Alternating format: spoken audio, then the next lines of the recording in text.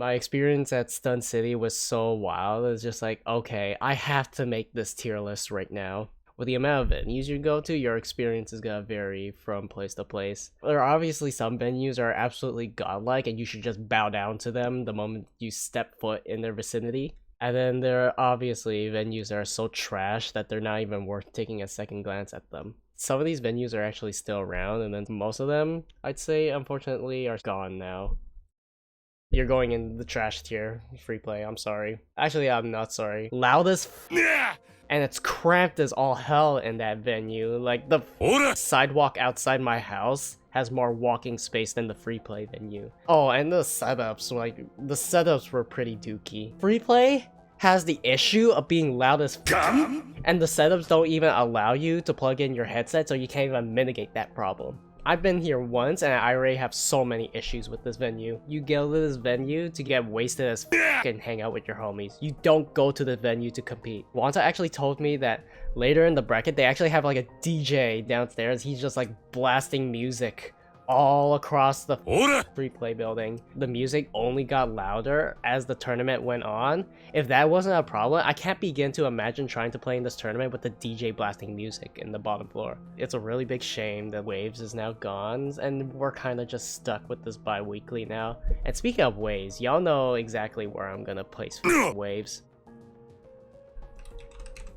Waves deserves a tier all on its own. Nothing's gonna compare to Waves. It's got S tier bathrooms, it's got S tier environment, it's got S tier equipment because at the time it was sponsored by BenQ, so it had top of the line monitors there, and we had the main stage for the stream setup. Unless you can replicate everything you can get at Waves, nothing's gonna compare to it. When I'm starting out with my competitive gaming, if you were to ask me where to rank ANC, it would probably be like right here. ANC definitely had a lot of the same issues, but there's definitely a huge nostalgia factor that goes into ANC, and at the very least, ANC had like some of the basics you need for like a decent local. ANC was such a big part of my gaming career that I can name you the first ever tournament I went to.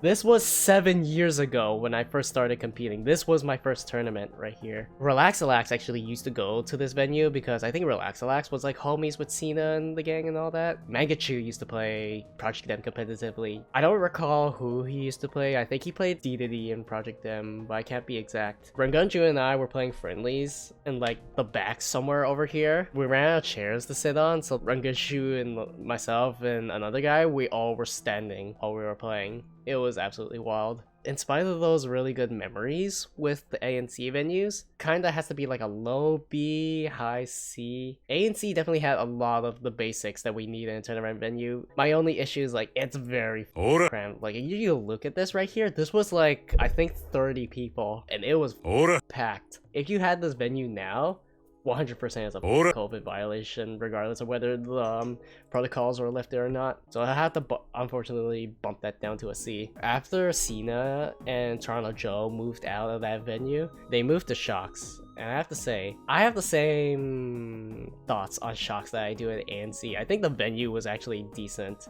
Actually more than decent. It was actually pretty spacious. Here's the main door, and then like the bar was like over here, and then the tables were over here. And then how you get to the venue is that you enter to the main building, and then there's like a staircase back here.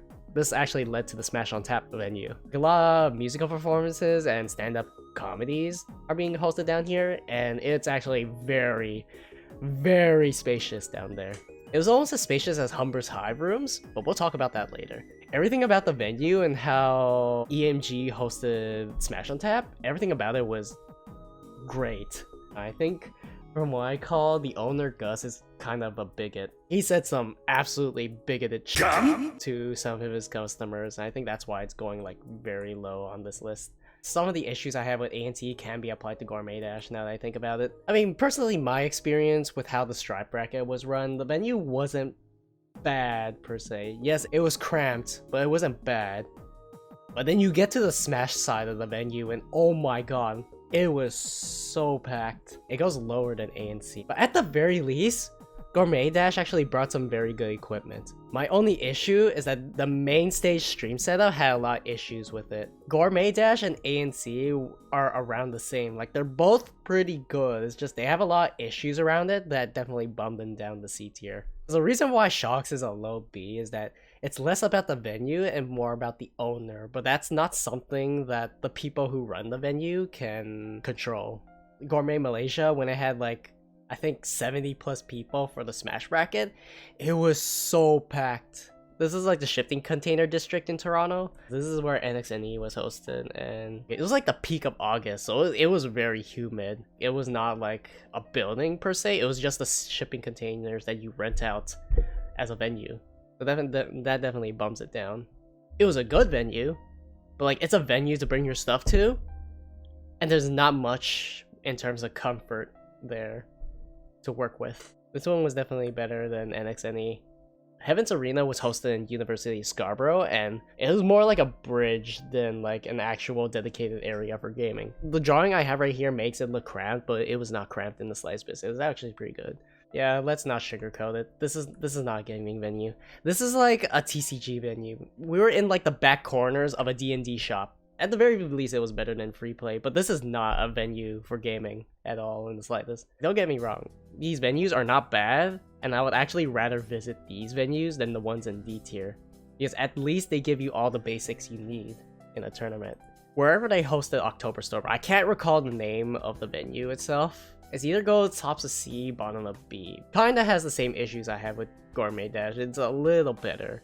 The first stream that was supposed to go up for Oktoberstorm, the first set was actually Kami versus the Jacko I beat in Losers. Because of the issues we had, we couldn't stream that first set. It was a pain in the ass trying to figure out where the tournament venue was. When Casper, Kami, and I actually made it to the building where this was, they didn't say which floor the venue was on. We had to slowly like individually check every floor. So first we checked the second floor, and then we checked like the 6th floor, and then we checked the 3rd floor, and then we checked the 5th floor. We just narrowed it down to floor 4, and that's where it was. Good thing we made it early. Oh, let's talk about the one at University of Ontario, specifically the St. George campus. Scale-wise, is definitely better than University of Scarborough, because at the very least, UFT had a dedicated room for the tournament. I think Landlords actually should go here, and then Toryuken in 2019 should get bumped up to low A. It was actually in like the back alley of a basement somewhere, but it was actually pretty good. In spite of how cramped Landlords actually looks, they were super efficient with how they planned like where to put everything. It has flaws, but the way they planned it was so clever.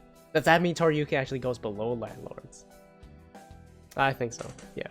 Landlords definitely does go above Toryuken. They were so clever with it that it's just like, it's spacious enough to not feel cramped. I think I would put Smasherai like somewhere in that same realm as well. Smasherai and the Humber tournaments, they definitely fit the gold standard of what I want in a tournament venue. The first Gamo was pretty standard, I'd say. Housed everything, including the main stage and all the games you need. This is very standard for a tournament venue. Now 2020, however, does get bummed down slightly, and let me tell you why I bummed down the 2022 venue. Lighting, equipment, everything was there. Everything you need, even a main stage setup was there.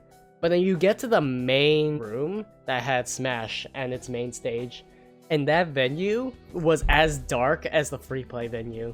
Like, I know sometimes they dim down the lights at Landlords, but it wasn't to the degree that like, oh, just black out all the lights and only have the lights of the main stage light up the entire room.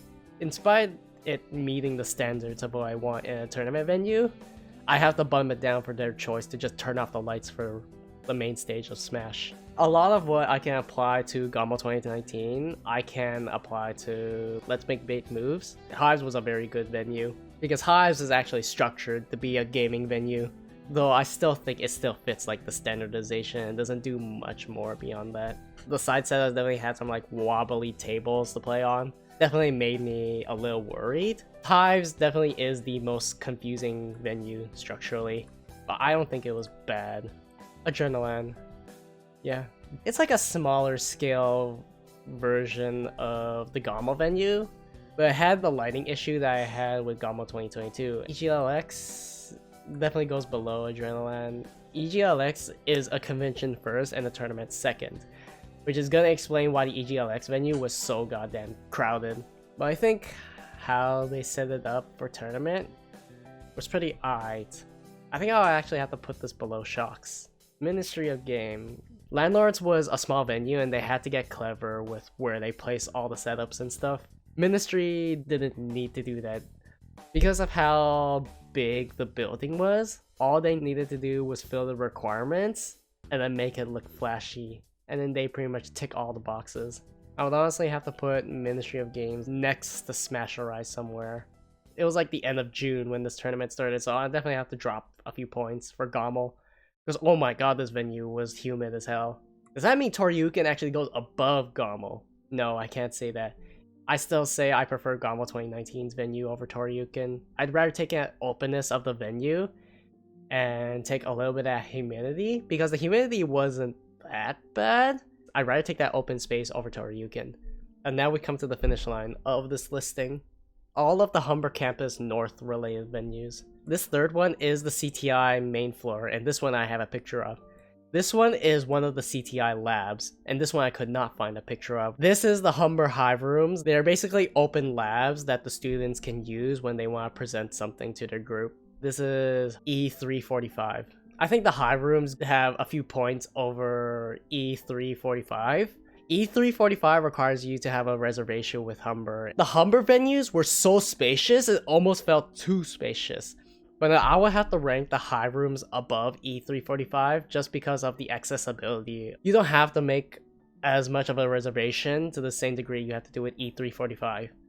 With the Hive venues, you can pretty much go into like an open room.